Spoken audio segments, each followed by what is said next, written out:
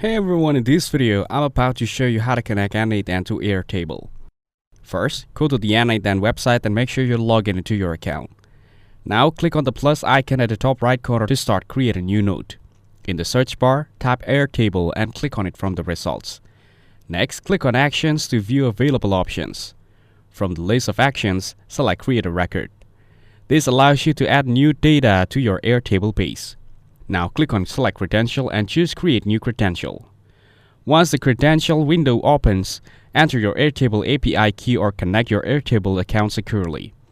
After that, choose the resource you want to work with, such as base and record. Then select the operation you want to perform like create or update, delete, get or search, depending on your goal.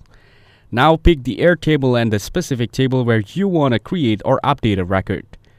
Then select the column mapping mode. You can either choose to map each column manually or let n8n map automatically.